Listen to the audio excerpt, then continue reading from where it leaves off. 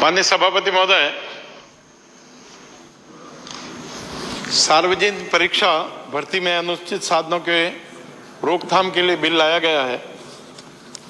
8 महीने पहले ऐसा एक बिल आया था।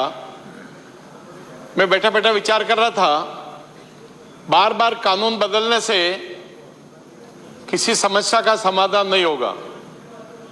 मेरा निवेदन है, कानून को तोड़ने वाले पहले उपाय उसका ढूंढ लाते हैं। मैं उदाहरण देता हूं, इंग्लैंड में एक कानून निकला कि राजा की सवारी 4 घोड़ों के और बग्गी की सवारी राजा के अलावा कोई नहीं निकाल सकता। धारीवाल साहब, एक सिरफिरे ने 4 घोड़ों की राजा की सवारी निकाल दी। आपके कानून के लिए निवेदन कर रहा हूं, सवारी निकाल दी, उसको कोर्ट में तलब किया कि भाई 4 घोड़ों और बग्गी की सवारी राजा के अलावा कोई नहीं निकाल सकता। तो उसके वकील ने कोर्ट में तर्क दिया, साहब इसमें कानून में लिखा हुआ है कि 4 घोड़ों और बग्गी की सवारी, उसमें 2 घोड़े और 2 घोड़ियां थी। क्या करेंगे संशोधन आप? 3 घोड़ियां और 1 घोड़ा कर देगा, 3 घोड़े और 1 घोड़ी कर देगा। कहां तक संशोधन करोगे रोज नए कानून ला करके? जब तक ये अधिकारी बैठे हैं यहां पर, कोई 1-2% लोग ऐसे होंगे, बाकी आप सिलेक्शन करके अच्छे लोगों के जिम्मे करिए काम। क्यों? मुझे इसी प्रकार से डूंगरपुर में एक कलेक्टर थे अभी 2-4 साल पहले, उन्होंने गिनीज बुक में नाम अंकित करने के लिए 5 लाख पौधे एक दिन में रोपे। राष्ट्रपति पुरस्कार मिल गया। उनके घर पे फोटो लगे होंगे, अभी भी वहां एक भी पौधा नहीं है, अभी वहां सिंगल पौधा भी नहीं है। ये बहुत पुरानी बात नहीं, अभी नई बात ही है।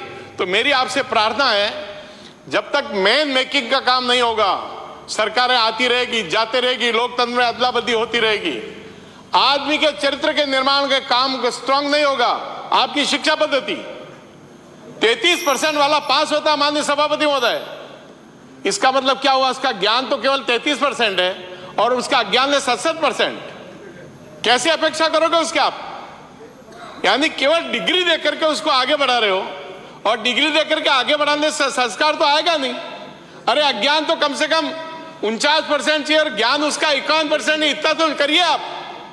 तो मुझे लगता है कि शिक्षा पद्धति में इसको चेंज करने की आवश्यकता है, अन्यथा अब शिक्षा पद्धति में एक और दोष निवेदन करता हूं, हमारे आईएएस बनते हैं।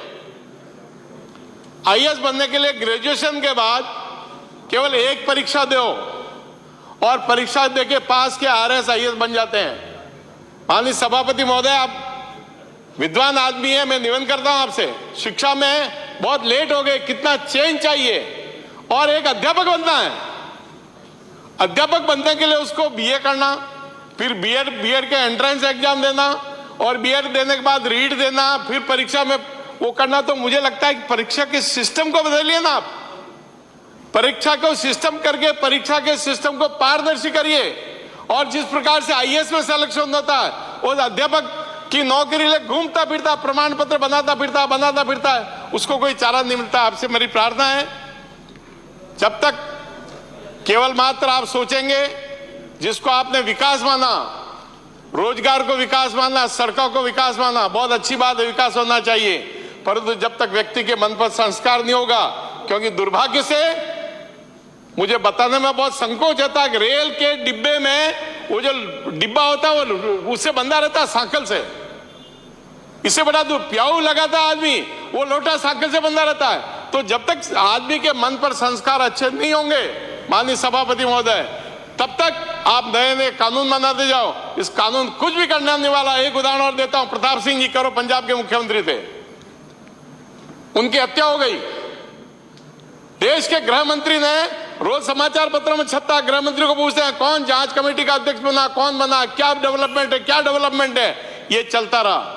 देश के गृह मंत्री ने देश में सेलेक्टेड आईपीएस को बुलाया, ये जांच तुमको करनी है इंटरनल, और तुम छुट्टियां ले लो, और तुम्हारे इच्छा से 4 अधिकारी और ले लो। उत्तर प्रदेश कैडर के 4 अधिकारी को लिया उसने, 4 अधिकारियों लेके 5 अधिकारी जो जनता जानती नहीं है, पुलिस नहीं जानती कि जांच ये कर रहे हैं। ये प्रताप सिंह कैरो की हत्या का मामला है। और उस अधिकारी ने रात को 2 बजे नेपाल में जाकर के किवाड़ खटखटाया कि तुमको अरेस्ट करने के लिए आए, तुम प्रताप सिंह कैरो की हत्या करके आए हो। तो मेरा माननीय धारीवाल साहब आपसे निवेदन है, अच्छे अधिकारी छांट के इस अच्छे काम में लगाइए, और जब तक आप कानून बदलते रहेंगे इसका कोई समाधान नहीं है कि कितने भी कानून बना दिए, तो मेरी आपसे प्रार्थना है इसमें और संशोधन करके इसको जनमत जानने के लिए परिचय किया जाए। बहुत बहुत धन्यवाद। Honorable Leader of Opposition.